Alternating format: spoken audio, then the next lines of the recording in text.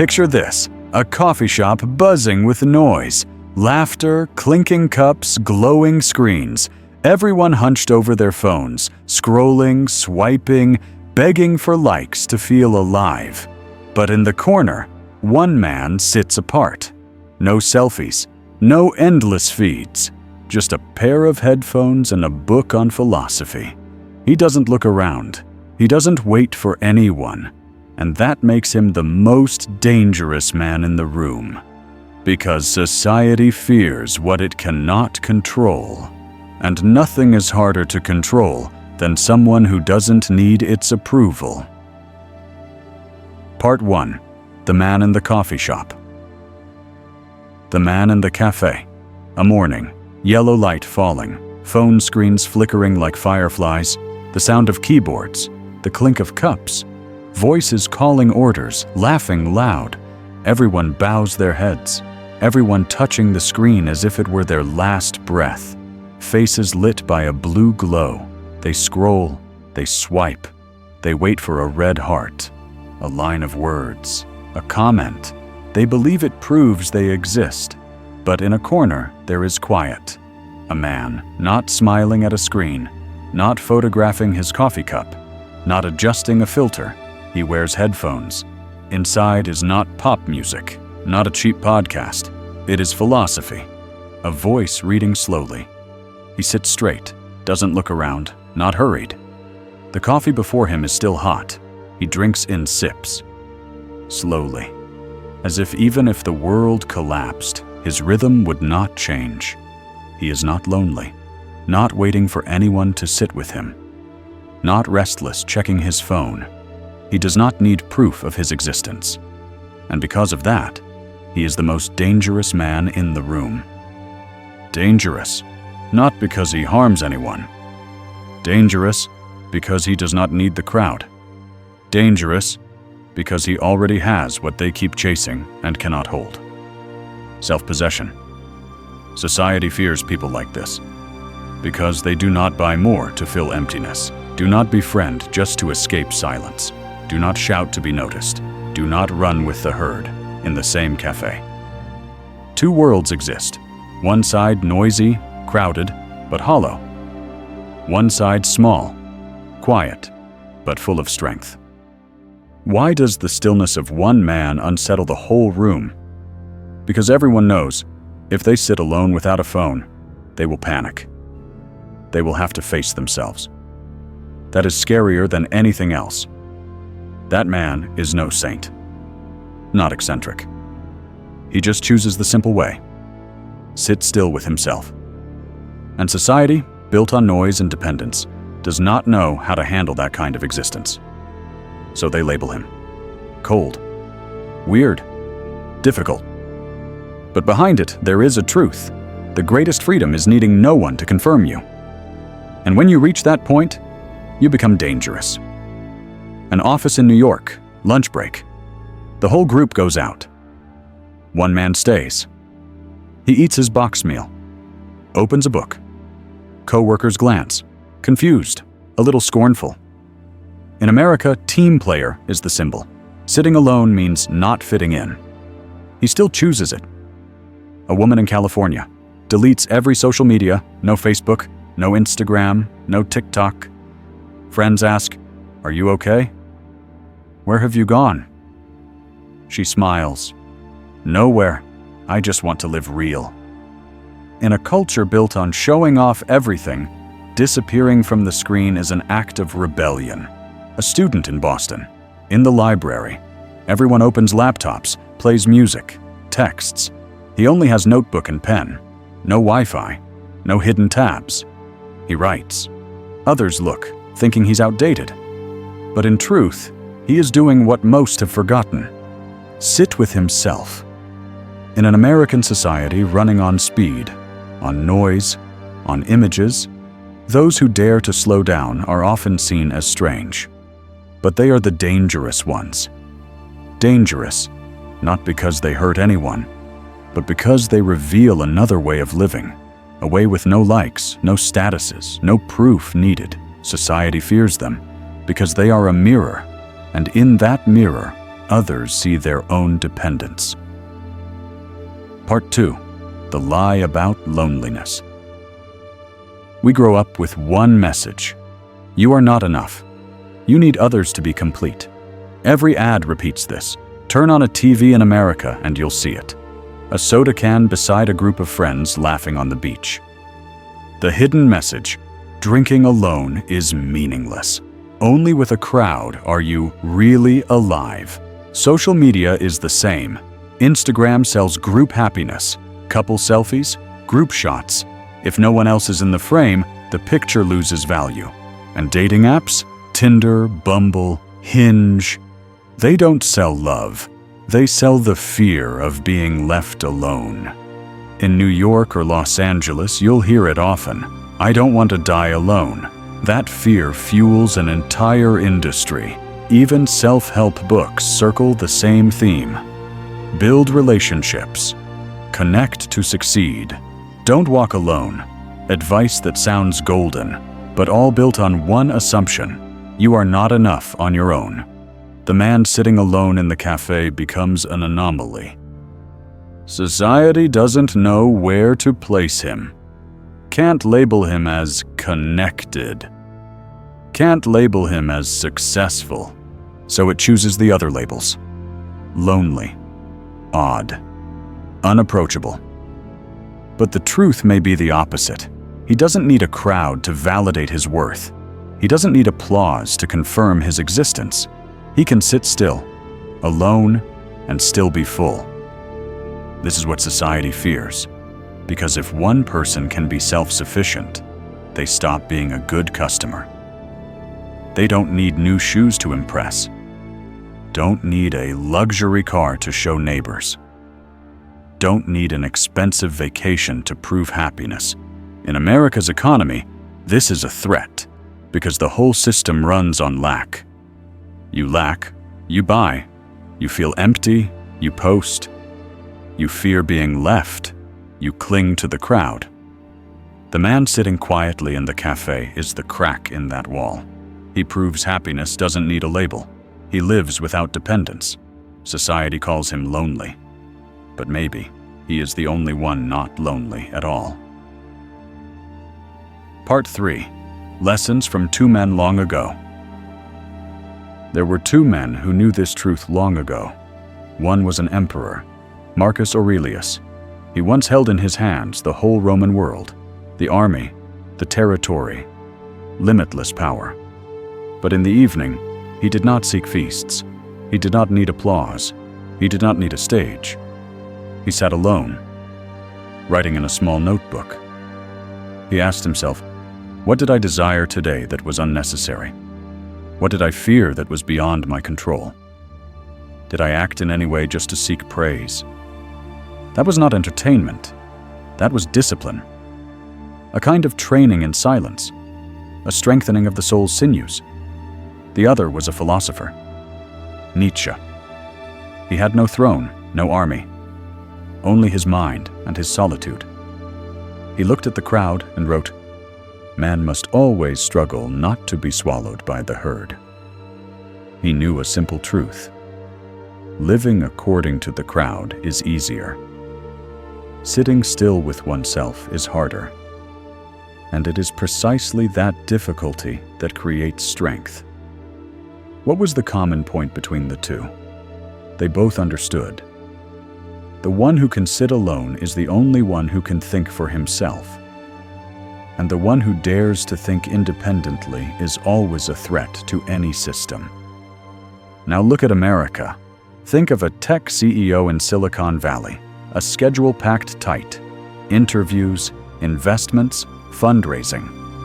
But some choose another way. They withdraw from social media. They do not share every detail of their private life. They spend evenings writing by hand in a journal. No one reads it. No one knows. That is private discipline. Very much like Marcus Aurelius, or an artist in Brooklyn. Instead of chasing market trends, she writes and produces on her own. She refuses a big contract simply because it forces an image that does not belong to her. Friends call her foolish. The industry says she will fail. But she knows well, if she cannot keep her own values, every success will be hollow. That is precisely the spirit of Nietzsche in the modern age. Two men long ago left a lesson. You may have a throne or nothing but a pen. The deciding point is not your status. It is whether you dare to sit alone or not. Part 4. Inside the mind of the one who chooses solitude. There are 3 things that happen inside the head of the one who knows how to sit alone. First, they escape the addiction to being recognized. Others need likes, need comments, need someone to press the button of approval. But they do not. Respect comes from within, not from numbers on a screen. Think of a young man in Seattle. He was once addicted to Instagram. Every photo was a gamble. How many hearts? How many follows? One day, he deleted it all. The account vanished. Friends were confused. Why? He replied briefly, "I don't want my emotions to be decided by someone else's finger." For the first time in years, he felt peace. Second, they learn how to sit with silence. Ordinary people cannot stand 5 minutes without a phone, because silence exposes the true self, and many do not like what they see. There was a girl in Texas.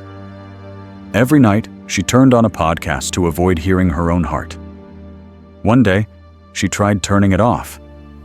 She lay in the dark. The ticking of the clock, the sound of her own breath.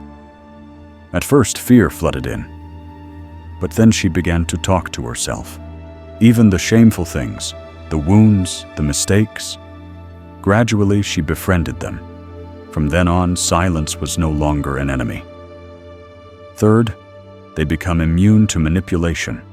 If you do not need recognition, others cannot use it to control you. Not afraid of being excluded, not bought with compliments, not silenced by group pressure. A clear example in America. A young engineer working in San Francisco. The company wanted him to join the office culture game. Parties, posting team photos, always smiling big. He refused. He worked well, but did not perform. Colleagues thought he was arrogant. Managers were wary. But then something happened. A wrong decision was made, and everyone kept silent because they were afraid of losing points. Only he spoke up, not because he wanted attention, but because he did not need applause to feel valuable. He could not be bought by fitting in. These 3 things come together into a strength. Escaping the need for recognition. Sitting with silence. Not being manipulated. That is the mind of the one who chooses solitude, and it is also what makes society fear them. Part 5. Marcus's technique, training through solitude. Marcus Aurelius had a habit. Every evening he sat alone. No soldiers, no court, only paper, ink, and himself. He reviewed the entire day. He asked himself, what did I crave today that was unnecessary? What did I fear that I could not control? Did I sacrifice my values just to receive some approving glance? It was not entertainment, not trivial notes. It was training. It was building muscle for the spirit. Each page was a punch against his own weakness. That exercise sounds simple, but try it, and you will see how difficult it is.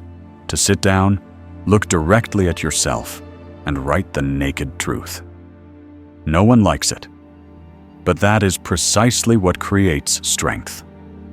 Now, try bringing that exercise into American life today.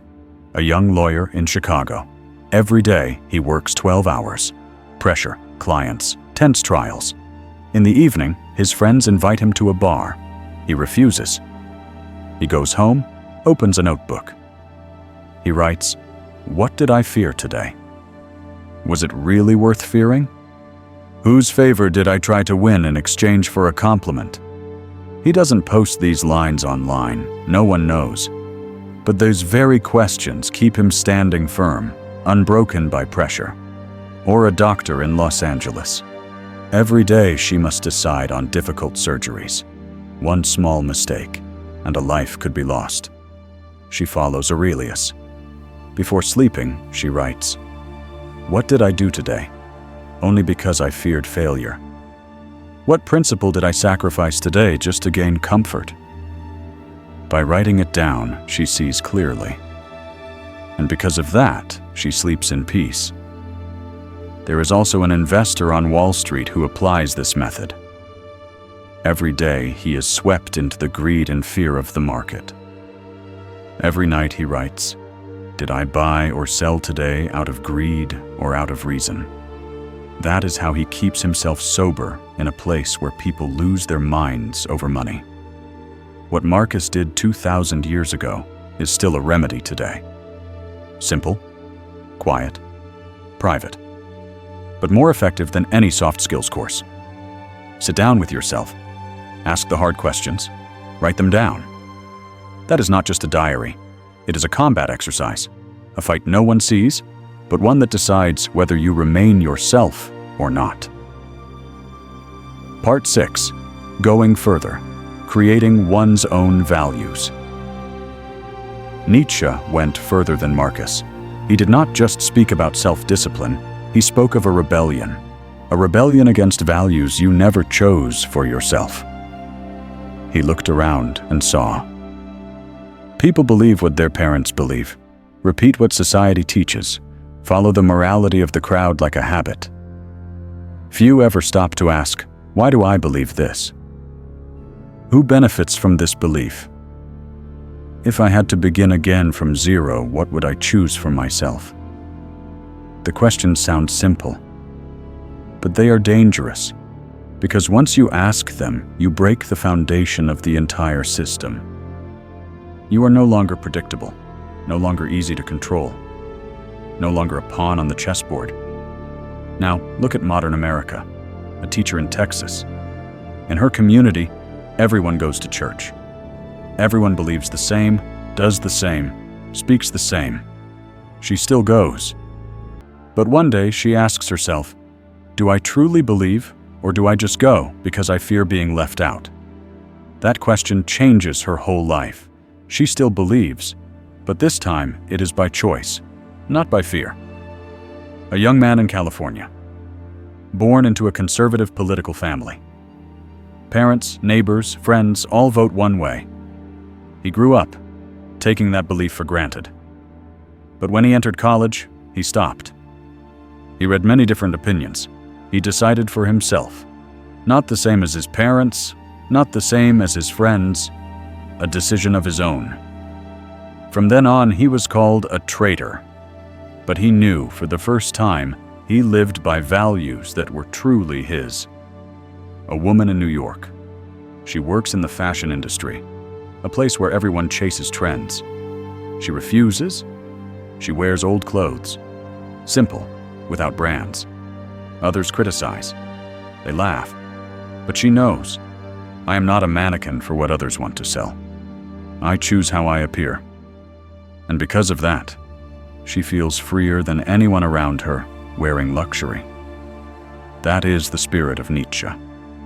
To create one's own values. Not living on borrowed morality. Not believing just because everyone believes. Not doing just because everyone does. It is dangerous to the system. Because the system needs you obedient. It wants you to buy what it tells you. Vote for whom it chooses. Live the way it designs. But when you create your own values, you become unpredictable. You are no longer the predictable customer. No longer the easily led voter. No longer the obedient child in society's classroom. You become the one who is hard to control. And in Nietzsche's eyes, that is real life. Part 7. Loneliness versus solitude. There is a difference, a small one, but it decides the way we live. Loneliness. Loneliness. is a state of lack, an empty drum echoing in the chest. It says, I am not enough. I need someone to fill this void. Solitude, silence, is a state of wholeness. No lack, no emptiness. Just fullness when sitting alone. Society swaps these two concepts because it benefits them. A lonely person will buy more things to fill the gap. A lonely person will post more pictures to get attention. A lonely person will cling to any relationship, even toxic ones, as long as they are not alone. But a person who knows how to enjoy solitude is different. They don't buy more, don't post more, don't cling to anyone. They just sit there, still, and feel enough. In an America of noise and consumption, this is a painful difference. Think of a girl in Los Angeles. Every night, she scrolls through social media until exhaustion. The more she scrolls, the more she feels lacking. Friends go out. Friends laugh. Friends fall in love. She sits alone in her apartment. The feeling of loneliness chokes her. And to escape, she orders more clothes, makeup, concert tickets. All just to fill the void. Now look at a man in Colorado. He hikes alone on weekends. No Wi-Fi, no cell signal, only the sound of wind, birds, footsteps on dry leaves. He seeks nothing but himself. He doesn't feel lacking. On the contrary, he feels full. He comes back, still alone, but not lonely at all. This difference is subtle but powerful. Loneliness is the pit that swallows you. Solitude is the soil that nourishes you. But society prefers you to confuse them, because if you mistake solitude for loneliness, you will avoid it. You will fear silence. You will chase noise. And you will keep buying, keep searching, keep depending. But if you learn solitude, you become the exception. You don't buy much, don't chase fame, don't care about others' eyes. You become someone not easily entertained, a quiet figure, but strong enough to confuse the whole system. Loneliness makes you predictable. Solitude makes you free. Part 8. The 4 Pillars of Dangerous Solitude. There are 4 pillars that form the strength of someone who knows how to be alone. They are not flashy, not ostentatious, but each pillar makes them dangerous in the eyes of society. First, radical self-honesty. Root honesty with oneself. No sugarcoating, no hiding, no self-deception to feel better. They look straight at their fears, their ambitions, their selfishness. A young writer in Brooklyn. She writes a journal every morning, not for others to read, only to face the truth. I am jealous, I am lazy, I want praise. She writes it down. It hurts. But thanks to that, she sees herself more clearly. And thus, she is not easily deceived by sweet words. Second, value independence. Independence of values. They do not live by borrowed morality. Not because tradition says so, not because community forces so. They choose for themselves, and they take responsibility. A young man in Texas, his family says, a real man must drink beer, watch football, drive a pickup truck. He doesn't. He chooses to read books, practice yoga, and hike. Neighbors laugh. His father is angry, but he stands firm. Because he lives by values he chose, not prepackaged ones.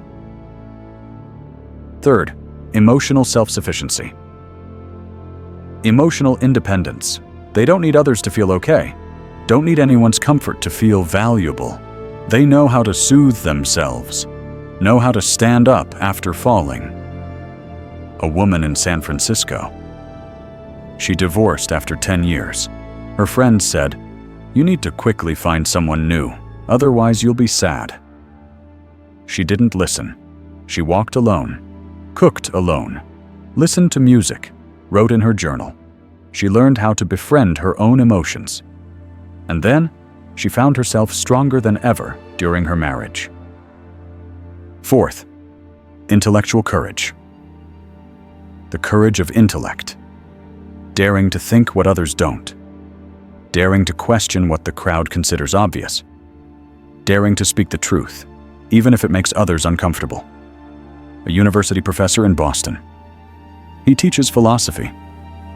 The class expects him to repeat what books have always written. He doesn't. He says, "Perhaps we only believe this because it is convenient for the government." The whole class falls silent. Some students get angry. Some are shocked. But a few start to really think. That is the power of intellectual courage. These 4 pillars combine: honesty, value independence, emotional self-sufficiency, intellectual courage. They turn an ordinary person into someone dangerous in society's eyes, not because they threaten anyone, but because they cannot be bribed, led, or silenced. Part 9. The price to pay. Walking this path is not easy. There is a price to pay. You will be misunderstood. Others will say, "He's cold. She's arrogant. This person has issues." They don't understand. They cannot accept someone who does not need the crowd. A young man in New York. He refuses to join company parties, doesn't drink, doesn't post photos, just works, then goes home. Colleagues whisper, "He's hard to approach. He thinks he's better than us." But in truth, he only wants to keep peace for himself. The price is the suspicious looks every day. You will be labeled. People need labels to handle you easily. Antisocial, eccentric, hard to fit in. Those labels stick to you like tattoos. A woman in California. After her divorce, she didn't rush into dating as friends advised. She chose to live alone for a while. She went to the gym, read books, learned painting. Others whispered, "She's hurt, probably too scared to love again."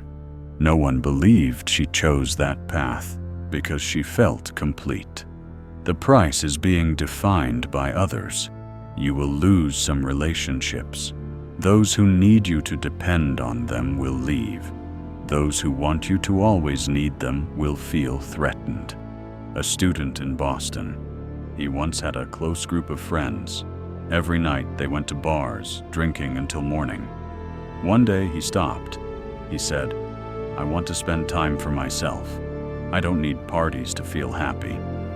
Friends slowly drifted away. They said he was no longer himself. The price is losing familiar relationships. You will feel isolated. Not lonely, but isolated. You stand on a different level of awareness. People are still around, but you know you're living by a different rhythm. The price is sometimes feeling like you belong to a world no one understands. Society will keep pulling you back. It won't let you be. It says, fit in. Be normal. Be like everyone else. The price is fighting this pressure every day. But then, there is a simple truth. The price of blind conformity is heavier. That price is your soul. You may keep friends, keep your reputation, keep approval. But you lose yourself, and that loss cannot be compensated. Part 10. Why society trembles. Why does society tremble before those who are self-sufficient? There are 4 reasons. Economy. America lives on consumption. Shopping is the new religion. Advertising targets the emptiness inside you. You're not beautiful enough. Buy cosmetics. You're not successful enough. Buy a luxury car. You're not attractive enough. Buy more dating services. But what about someone self-sufficient? They don't buy to fill a void. They don't chase sales seasons. They don't spend to prove. In the eyes of the system, they are the worst customers.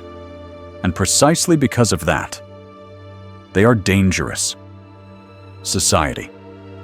Social order depends on status. In America, you are measured by your job, the neighborhood you live in, the brand of clothes you wear. But what about someone who doesn't care about status? They do the job they love, no need for fancy titles. They wear simple clothes, no logos. They don't compare. At that moment, society loses a piece.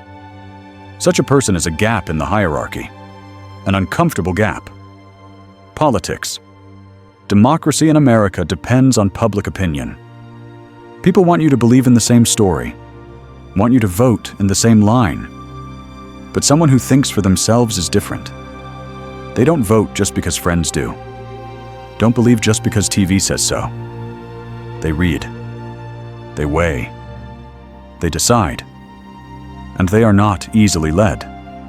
For politics, that is a threat. Psychology. A free person always makes the dependent feel uneasy. Their self-sufficiency reflects the weakness of others. A woman in Los Angeles sees her friend happily living alone and feels insecure. She asks herself, "Why can't I do that?" An office worker in Chicago sees a colleague who doesn't need to play the game of flattering the boss, but still stands firm. He feels unsettled.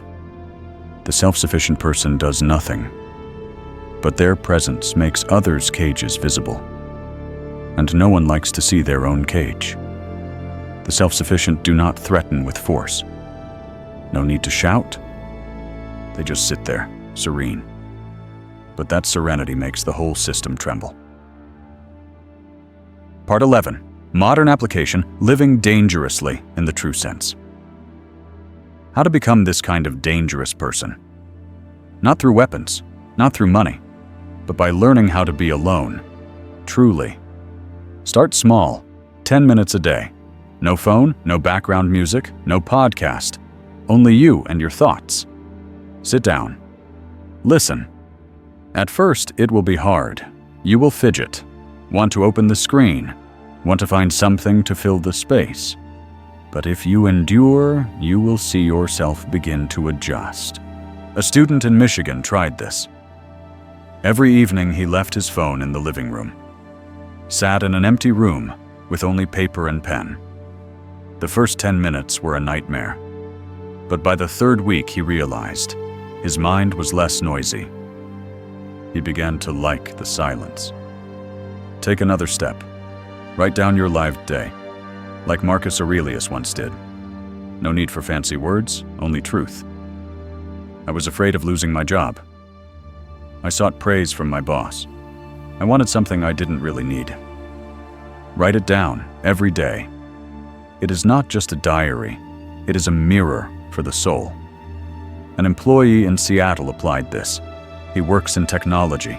Every day pulled into emails, projects, deadlines. But every night he wrote, "What did I do today just to impress?" That small question kept him from being completely swept away. Next, question your beliefs, not to destroy everything, but to know what truly belongs to you. Why do I believe this? If not for parents, friends, society, would I still believe it? A girl in Texas did this. She grew up in a conservative community. Everyone thought the same.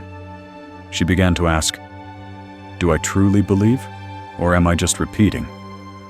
That question freed her. Learn how to enjoy yourself. Walk alone. Read alone. Watch a movie alone. At first it feels lost, but gradually you will see it as a gift. When you can laugh alone, cry alone, enjoy alone, you become untouchable. A woman in Portland achieved this. Every Sunday morning, she spent the whole day without meeting anyone. No social media, just walking, cooking, reading. Friends said she was boring. She just smiled, because that was the day she felt most alive. Finally, stop seeking validation. Don't let likes decide your mood. Don't let praise or criticism change you. Evaluate yourself. When you do, you will see a truth. You are no longer predictable, no longer easily manipulated. You become dangerous in the best sense. Part 12. The paradox. The one who needs no one is the most attractive. There is a paradox. When you don't need anyone, you become the most attractive. Others chase attention. You do not. Others fear being left behind. You are at peace with yourself. That calm has magnetism. It is like a mountain. It calls no one. Yet everyone wants to come close. A young man in California. He used to always seek validation. Every message he sent waited for a reply. Every scene without an answer made him anxious. One day he changed. He focused on work, exercised, read books. He stopped texting constantly. He no longer needed it. The result? Others began to seek him out, not because he tried to act hard to get, but because his energy had changed. He was full on his own, and that made him attractive. A woman in Chicago. After years of seeking love just to avoid loneliness, she stopped. She learned to love the quiet of her small apartment. She cared for plants, cooked for herself, wrote letters sent to no one. And then, unexpectedly, men began to notice. Not because she was searching, but because she radiated something else. Freedom. The lack of need. When you no longer need someone to validate you, every relationship becomes better. Because you choose to be there. Not from fear of emptiness, but from wanting to share. A marriage in Texas. The husband used to always depend on his wife to feel valuable. He was often jealous, often afraid of losing her. After many years, he learned to find fullness in himself. From then on, he was no longer jealous, no longer demanding. The marriage changed. It was no longer clinging, but freedom together. Friendship is the same. When you don't need friends to cover loneliness, friendship becomes pure. You don't cling to them. You are with them because you want to, not because you lack. That makes friendship more real. Even work. If you no longer fear losing validation, you work better, not for praise, but for the joy of doing well. And the paradox is, precisely when you don't need it, validation comes on its own. That is what makes the world tremble, but also secretly admire.